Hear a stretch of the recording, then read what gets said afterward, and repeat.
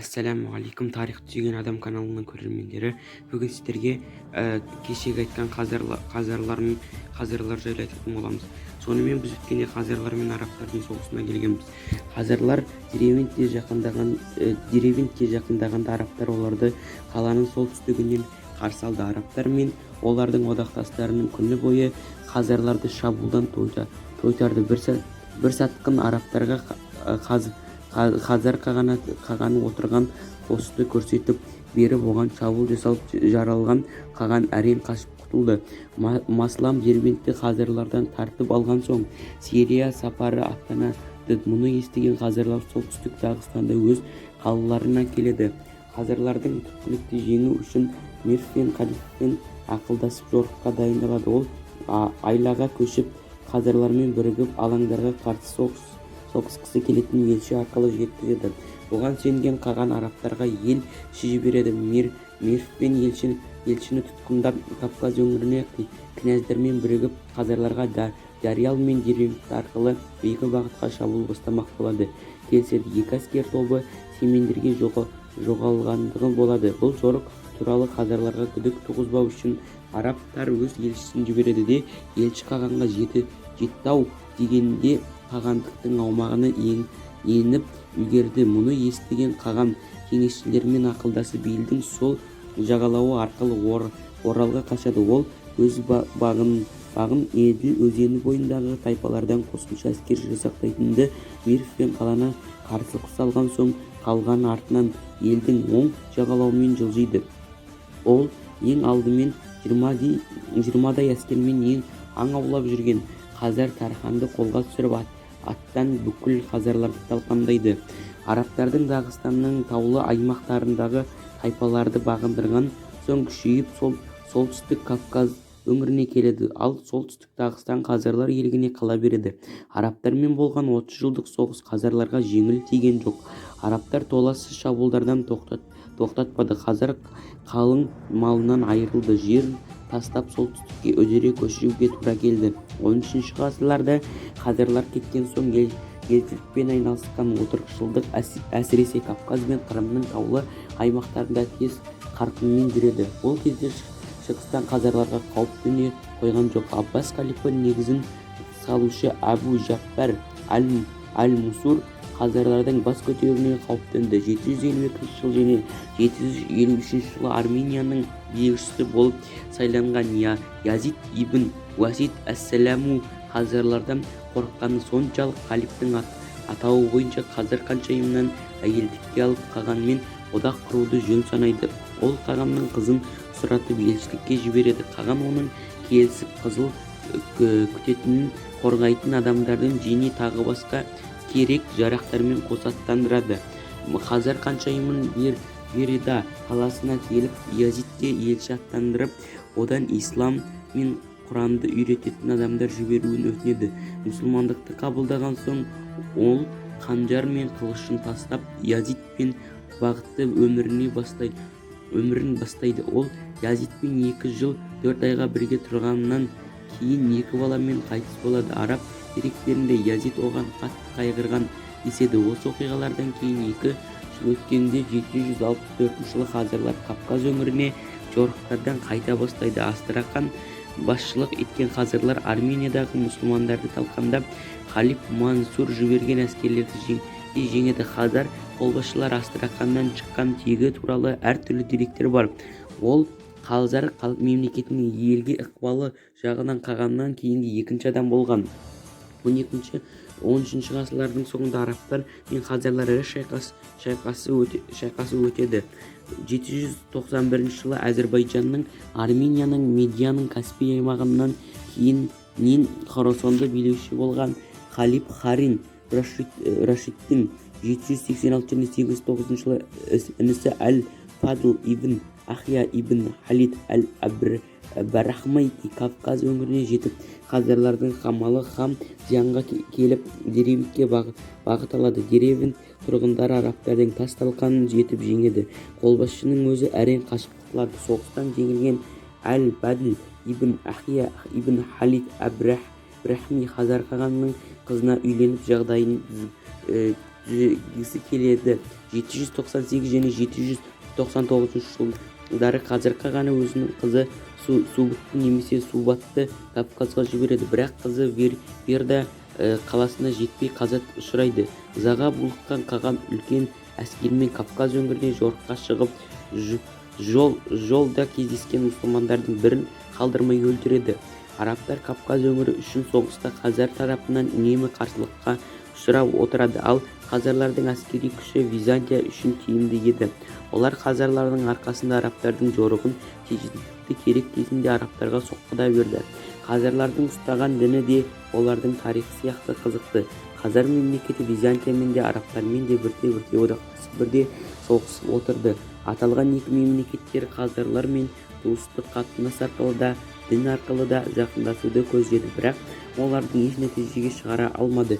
737 жылы Мерв қазар қағаннан ислам дінін қабылдаудан өтінген болатын, бірақ қаған мұндай ұсыныстан бас тартты. Қазарлар өздерінің ата-бабаларын сияқты ғұндар мен түркілердің әдет-ғұрыптарына негізделген далалық діни наным-сенімдерді ұстанды. Бірақ уақыт өте келе қалыптасқан жағдайға байланысты қазарлар иудаизм дініне бет бұрды. Қазар мемлекеті христиан дінінің енгізу мақсатында Иоганн Готский қаған билігін шектемек болды. Оған жауап ретінде қаған христиандарға қарсы күш қолданды. Ең алдымен діни күштері шоғырланып, жерді талқандап, Готиянды түгелмен қоршауға алады. Бір таңғаларлық, бұл жағдайда Византия мен Қазар арасында соғыс тудыра қоймады. Қазар мемлекетіндегі христиандардың жағдайының нашар болуы 860 жылға дейін екі ел арасында ел алмасу ісіне көп кедергі келтірді. Сол себептен Византия мемлекеті Константиния, яғни Истанбул Кирилля философия бастаған ағартушы діни лауазым иесін жіберді. Қазарлардың тарихында бұл мәселе өзіндік қайшылықтармен ерекшеленді. Дегенмен Константин Қырым мен Таманда шіркеу ұйымдастыруға қол жеткізді.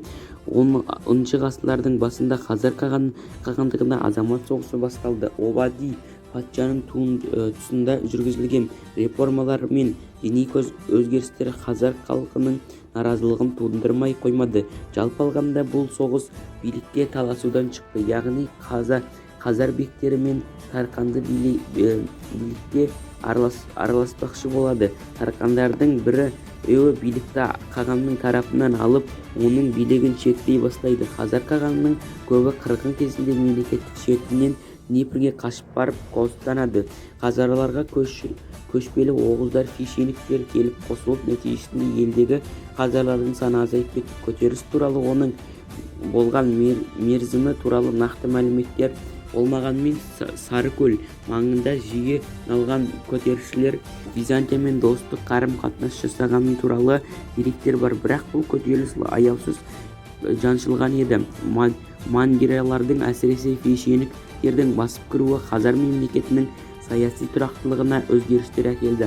Қазарлар солтүстік Қара теңіз далалық аймағында, Днепрдің орталық аймағында билігін шетелінде бастайды. Бұл аймақта тәуелсіз орыс мемлекеті күшейеді. Византияның сол бұрынғы кездегідей Қазар мемлекетінің қуатын мойынсұнды. Олар орыстардың христиан дінін ұстанатынына ризашылық білдіріп, Рим атынан мақтау қағазын жіберді. Қазар мемлекеті Қара теңіз аймағына елігін айырылған соң, византиялықтар оларды бұрынғыдай сескенбейтін болды. Империя енді қазарлармен достық қарым-қатынас жасаудың пайдасы жоқ екенін түсініп, бұрынғы гректердің иелігі болған Қырымды өздеріне кері қайтарғысы келді. Сөйтіп, 12 ғасырларда Қырым қалаларында қазарларға қарсы бас көтерулер басталды. Оған Константинополь, яғни Истанбул өзі де қатысқан. Қазарлар мен Мадириялардың біріккен күшіне қарсы Византияның жорықтары туралы Константиннің жазбаларында сақталған. Византия қазарларға қарсы алынған дәрді пайдаланады, алайда көздеген мақсатына жете алмады.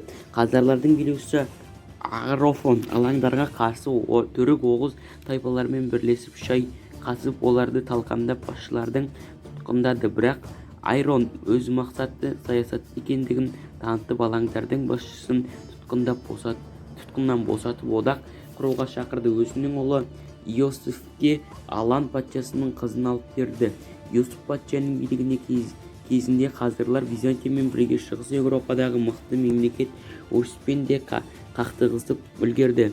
5 ғасырларда Иосиф тұсында хазар мемлекетінің бұрынғы қуаты сақталғанымен басқаларға ықпалы әлсірей бастады. Хазар мемлекеті ежелден сауда орталығы болғандықтан бай мемлекет еді. Оған басқа мемлекеттердің саудагерлері ағылып келетін хазарлар сол су жолымен онша сауда жасалмағанымен құрлықта сауда керуендері ағылып жүрді. Итиль қаласы хазарлар үшін сауда және тағы басқа қызметтердің атқаратын ірі қала болып саналды. Онда саудагерлерден басқа атақты қолөнершілер де болды. Итиль қышыныстардың отанына айналды.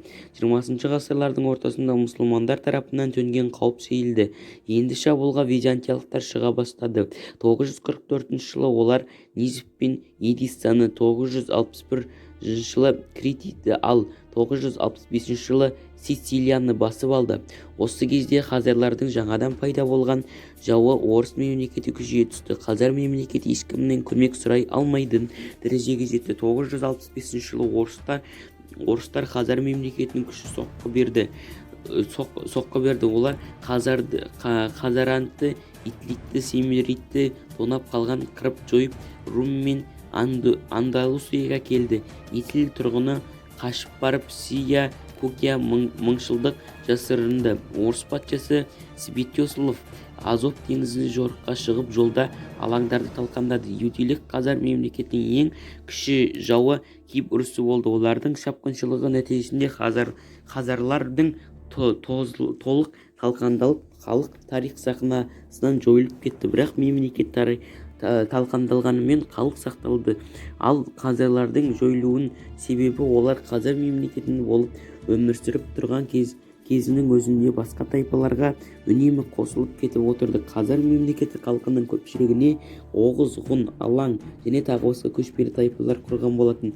Осылайша бір кездегі Азуын Алталашқа жай батысындағы Византияның өздеріне қолға ұстаған хазарлар тарих сахнасынан осылай жойылды.